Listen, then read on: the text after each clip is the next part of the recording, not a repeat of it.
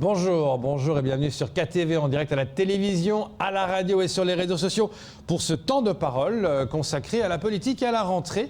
Et la rentrée politique notamment de Daniel Zaidani. Bonjour. Bonjour. Merci d'être présent ce matin. Alors, vous avez tenu à réagir par rapport à ce qui s'est passé vendredi dernier, ce chaos qu'il y a eu à Pamandzi. D'ailleurs, les habitants ont envoyé une lettre interpellant les élus, dont vous, en disant « agissez, bon sang », en gros, mettant en cause les élus qui ne font pas leur boulot. Votre réaction par rapport à tout ce qui s'est passé ? Bon, tout d'abord, effectivement, je vous remercie de nous laisser la possibilité de s'exprimer sur vos ondes et de pouvoir échanger. Donc, effectivement, aujourd'hui, c'est la rentrée scolaire. C'est la rentrée politique également. Alors en premier lieu, je souhaite une très bonne rentrée à l'ensemble des enfants qui reprennent le chemin aujourd'hui ou demain et que cette année se passe mieux dans le respect des gestes barrières puisque nous savons que le Covid est toujours dans le coin et surtout avec ce retour de vacances, il y a des fortes craintes. Donc c'est pour ça, plus que jamais, il y a nécessité d'être très prudent à l'école. Alors, cette rentrée, elle se passe en tout cas en Petite Terre dans un contexte particulier, puisque nous avons encore eu des agressions ces derniers jours sur la Petite Terre. Ça fait maintenant plusieurs mois que cela dure, puisque je vous rappelle qu'en début d'année, nous avions eu des décès suite à ces affrontements entre jeunes. Et qu'effectivement, ce vendredi soir, nous avons atteint un niveau de violence inouï, puisque même des véhicules ont été incendiés, chose qui n'était jamais arrivée sur la Petite Terre. Et on était quasiment à deux doigts de voir également une habitation de particuliers également pris dans ces flammes. Et tout ça, finalement, au cœur de Pamandzi, dans une zone résidentielle où, finalement, ce type de violence n'a rien à y faire. C'est la raison pour laquelle, effectivement, j'ai été particulièrement choqué, tout comme toute population de Pamandzi, et que nous réitérons nos demandes auprès des différents services compétents d'agir, et d'agir vite et fort. Aujourd'hui, il ne s'agit plus vraiment de faire de la communication à tout va, d'essayer de montrer une posture positif, montrer que les gens travaillent. Non, nous avons besoin de résultats. Des résultats qui permettent à chacun d'entre nous d'être en sécurité chez soi, le week-end, en famille, et de ne pas avoir le sentiment d'habiter dans une zone de guerre. Or, ce qui se passe sur la Petite Terre, c'est cela. Mais pour garantir finalement un environnement plus agréable, plus propice à cela, il faudrait déjà que les forces de l'ordre soient sur le terrain, et ce, de manière permanente. Oui, nous avons la chance sur la Petite Terre d'avoir une caserne de gendarmerie, mais à notre grand regret, nous constatons que ces gendarmes, tant bien même qu'ils sont en nombre et présents sur le territoire, ne sont pas suffisamment présents lorsqu'il y a des dégâts. Ce vendredi, par exemple, la police municipale qui était sur les lieux parce que on sentait quand même qu'il se passait quelque chose, la police municipale de Pamandzi qui était sur les lieux a levé le camp à 22h puisque il ne pouvait plus servir. Les gendarmes ont effectivement pris le relais à 22h, mais ils n'étaient pas en nombre suffisant et ils n'ont pas pu faire face à cette violence, et il a fallu qu'ils s'en aillent, qu'ils aillent s'équiper et qu'ils reviennent. Mais pendant ce laps de temps, il y a eu tellement de dégâts, et aujourd'hui nous estimons que la coordination, l'organisation, le déploiement des forces ne sont pas appropriés. Ça fait plus d'un an que je les dénonce. J'avais d'ailleurs écrit, souvenez-vous, un courrier en ce sens en début d'année 2021. Mais force de constater que finalement, rien n'a particulièrement évolué. Oui, il y a des présences. On peut voir des contrôles de gendarmes à la jetée chaque matin. Mais à quoi bon ? Quel est l'objectif ? Nous voulons que ces contrôles permanents se fassent aux abords des établissements scolaires.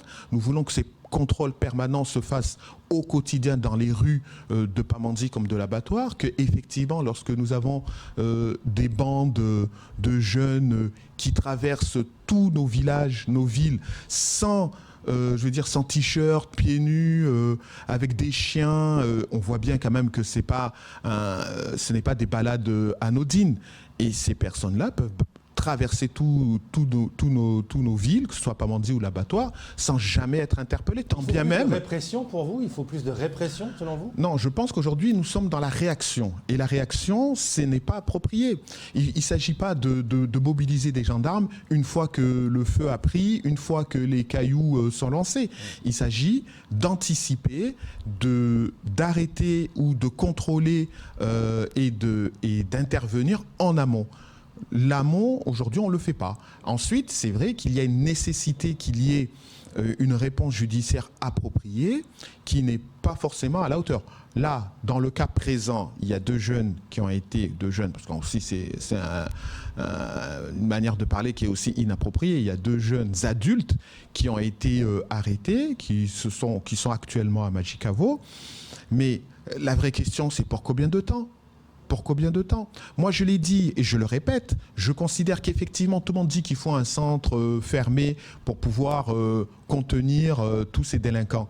Mais non, vous avez des délinquants à Mayotte, il faut les démanteler. De quelle manière? En les séparant.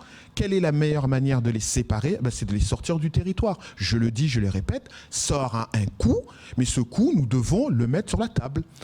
Regardez, la semaine dernière, l'ARS avec le CHM a sorti les chiffres sur les Evassan.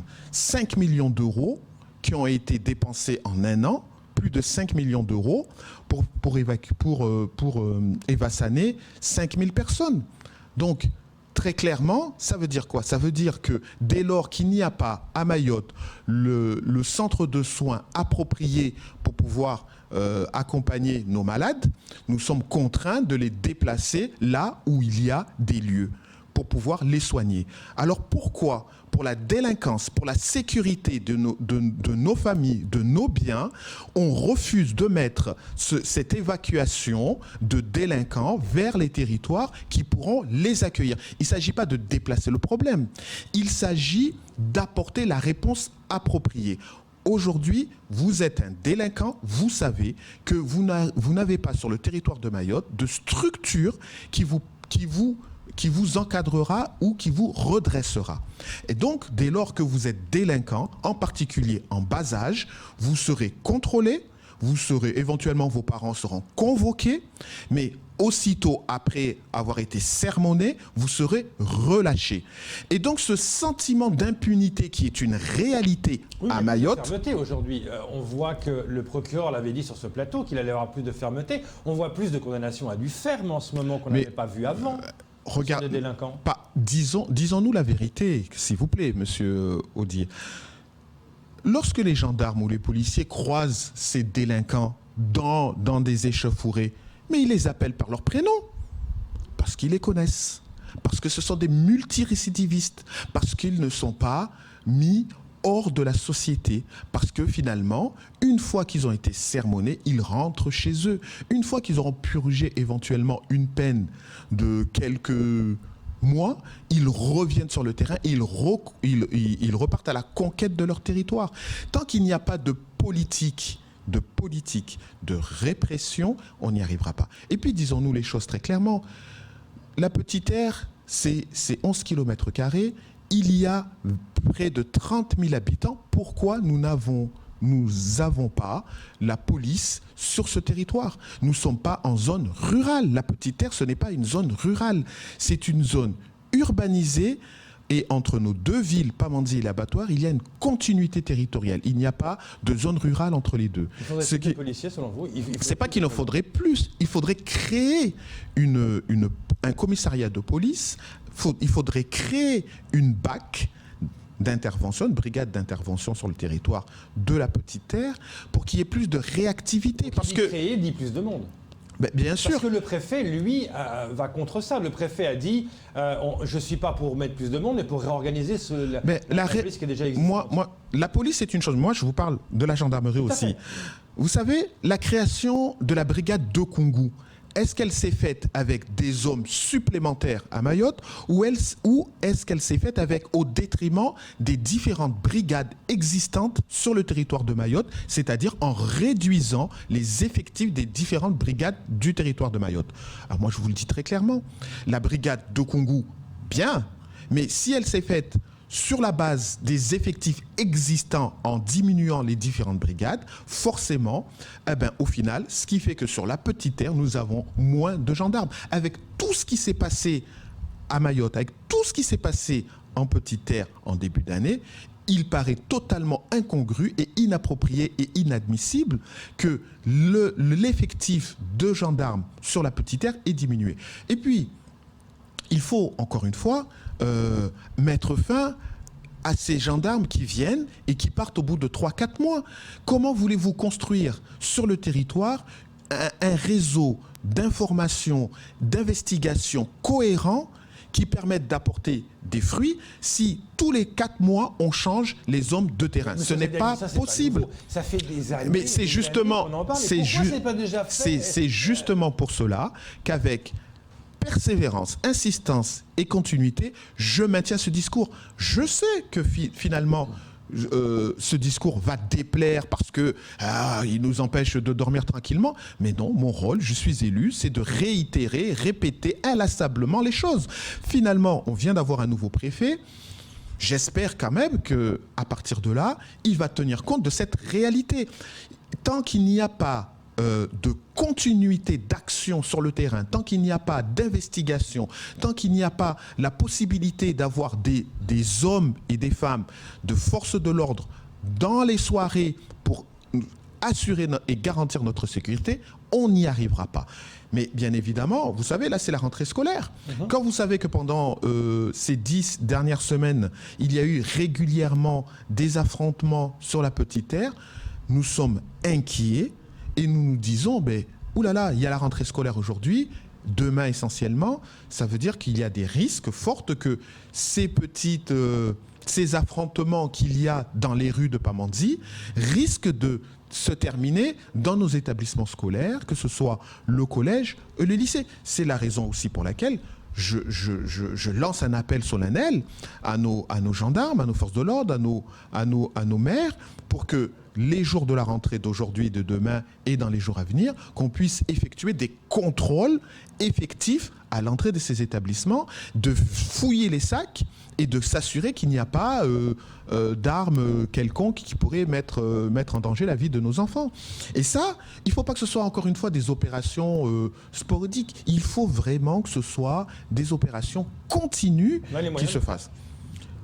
Il n'y a pas la question des moyens pour la sécurité de nos enfants. En ce qui me concerne, elle ne se pose pas. De la même manière, lorsqu'on met 5 millions d'euros pour évacuer vers la Réunion des malades du Covid, de toute autre pathologie, on ne se pose pas la question si on va évacuer ces malades ou pas. Parce qu'il y a un danger de vie ou de mort. Alors, pour la sécurité, de grâce, que le raisonnement soit le même.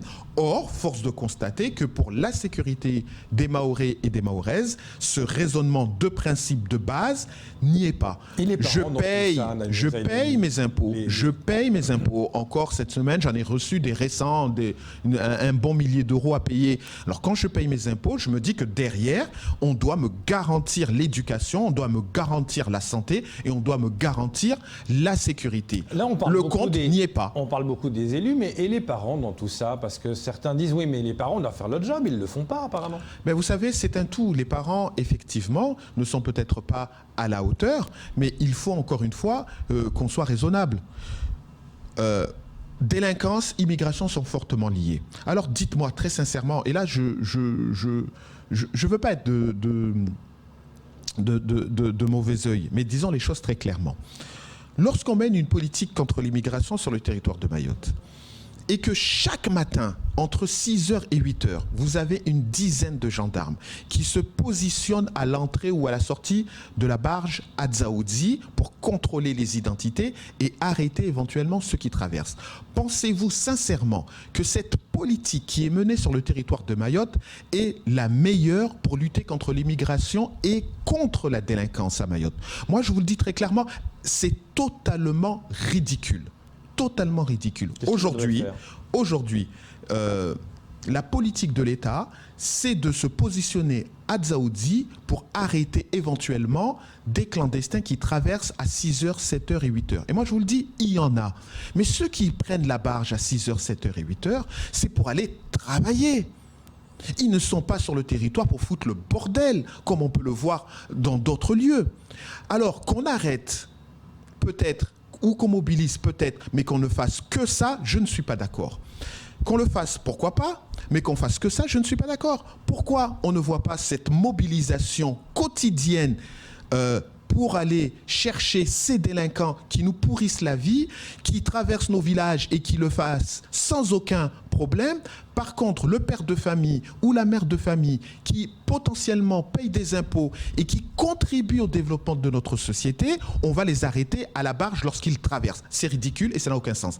Parce que à Mayotte, on a adopté la politique du chiffre, mais le chiffre facile. C'est-à-dire qu'on veut montrer statistiquement qu'on arrête beaucoup de clandestins, mais on se refuse de mener les investigations pour arrêter et renvoyer les délinquants virulents qui n'apportent rien à notre société et qui nuisent au développement de Mayotte à tous les plans. Et c'est contre cette politique de l'État qui n'a aucun sens, si ce n'est éventuellement faire du chiffre et montrer au président ou au ministre de l'Outre-mer qui viendra bientôt sur le territoire qu'à Mayotte, les forces de l'ordre, la politique de l'État telle qu'elle est menée, elle est efficace. Alors je le dis, elle est inefficace. La visite du môme est évoquée dans le courrier des parents et des habitants qui ont envoyé en disant arrêtez de nettoyer les rues, arrêtez de rendre tout beau quand le ministre arrive, arrêtez les colliers de fleurs à l'arrivée, montrons la réalité au ministre des Outre-mer. Est-ce que vous allez dans ce sens-là? Est-ce que vous pensez que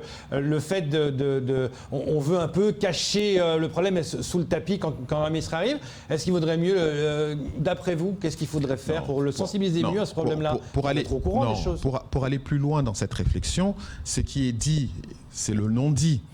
Le non-dit, c'est nous voulons une ville plus propre, nous voulons des routes mieux aménagées, plus utilisables, et c'est dans ce sens-là que les élus municipaux doivent travailler, et départementaux. Ils doivent travailler dans ce sens-là.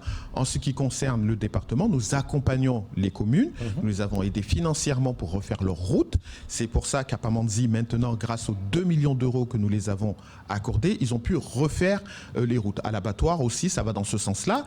Voilà. Maintenant, effectivement, il ne s'agit pas de présenter, de cacher nos difficultés. Bien au contraire, une visite ministérielle doit être l'occasion de faire l'inventaire de ce qui ne va pas. C'est la raison pour laquelle je n'ai de cesse, depuis que je suis élu, de communiquer, d'échanger, de proposer, mais encore faut-il qu'on soit écouté. Ce que je dis aujourd'hui, ce n'est pas des propositions nouvelles, mais la difficulté, c'est que nous avons en face de nous des interlocuteurs qui ne veulent pas entendre ce que nous disons. Alors pourtant, ils ont proposé une loi Mayotte. Je veux dire, il y a quand même une écoute du gouvernement avec cette loi Mayotte. Mais une loi, peut-être pas arriver les mains vides, le ministre. Elle est proposée, mais elle n'est encore pas présentée. On ne sait pas quel sera le contenu. Vous savez, Macron arrive en fin de mandat. Oui. Nous sommes à quelques mois des élections présidentielles. Mais pour Mayotte, son mandat, à lui, nous a rien apporté de particulier. Soyons bien clairs, ni la sécurité, ni la santé, parce que, sincèrement, si en 2021, on dit que pour soigner les Mahorais, il faut qu'on les évacue à La Réunion, c'est un échec total. Il y a le projet de second hôpital, Dominique Vonnet l'a parlé, il y a l'opération Chicandrin qui a été mise en place, il y a des choses qui sont faites par le gouvernement. C'est pas assez pour vous? Mon cher Léonard, si je peux me permettre de vous appeler ainsi, cela fait maintenant 10 ans que je suis élu, ça fait 10 ans que nous parlons de projet, mais êtes-vous capable en 10 ans de nous dire quel est le projet territorial majeur qui a été fait sur Mayotte par l'État? Si ce n'est l'hôpital de Petite-Terre qui s'est fait sur les fonds de l'Europe, mais pas les fonds de l'État. Les investissements de l'État à Mayotte en termes de développement de Mayotte, elles sont minimalistes. C'est du saupoudrage. Donc, il faut le dire. Des projets, nous en avons plein, que ce soit au conseil départemental, dans les communes, dans les services de l'État, mais dans la réalité des faits, rien n'est lancé. Même lorsqu'il s'agissait de construire, d'agrandir le commissariat de police, cela s'est fait avec des mobilhomes, des conteneurs. Donc, encore une fois, ce n'est pas des constructions durables. Ce n'est pas des constructions durables. Pour conclure, parce qu'il est déjà 7h30, le ministre va arriver pour la sécurité notamment. Qu'est-ce que vous lui diriez en face ? Moi, ce que je lui dirais tout simplement, c'est que en Petite Terre, nous avons besoin d'avoir un commissariat de police avec la BAC, avec des hommes capables de pouvoir répondre à nos besoins en cas de danger, en particulier le soir, et que si on doit faire avec les gendarmes, qu'on ne crée pas de nouvelles brigades en retirant les effectifs qui sont dans les brigades existantes. Et de la même manière, parce qu'on ne peut pas avoir un commissariat du jour au lendemain, il faudrait que les gendarmes soient plus, entre guillemets, mobiles et réactifs, et que la préfecture, les services de l'État à Mayotte soient à l'écoute des élus. Parce qu'encore une fois, nous sommes les hommes de terrain. Nous sommes au cœur de nos villages, nous sentons le pouls, nous savons que ça ne va pas et que malgré nos cris et nos cris d'alarme, rien ne se passe. Il y a 9 mois, il y a eu des décès extrêmement graves, des affrontements extrêmement graves sur la Petite Terre. 9 mois après, force de constater que la réactivité de nos gendarmes n'y est pas. Certes, ils étaient présents, mais lorsque vous faites des patrouilles un vendredi soir, alors que nous savons pertinemment sur le terrain qu'il va y avoir des affrontements, on ne peut pas se permettre de se déplacer à 3 bonhommes sans aucun élément pour se protéger. Il a fallu attendre quasiment 1 heure pour que les gendarmes reviennent cette fois-ci en force, équipés pour pouvoir agir et réagir. Stop à la réaction. Nous voulons maintenant de l'anticipation et cette anticipation ne pourra venir que si le préfet et les forces de l'ordre sont à l'écoute de la population et sont à l'écoute de leurs élus. Et les élus, je le précise, ce n'est pas simplement le maire et le président du conseil départemental et les parlementaires. Ce sont également des élus comme moi, des simples conseillers municipaux ou des simples conseillers départementaux qui ont une connaissance du terrain et qui peuvent apporter des solutions, mais malheureusement, nous ne sommes pas considérés sur ce territoire et ça, c'est vraiment regrettable comme manière de faire sur le territoire de Mayotte. Nous représentant une population, nous devons être écoutés comme tout le monde. Merci beaucoup d'être venu ce matin pour parler de sujets importants et on verra si le ministre vous a entendu, également le préfet vous a entendu. Merci, c'est tout pour ce temps de parole. Tout de suite, la suite de vos programmes. Le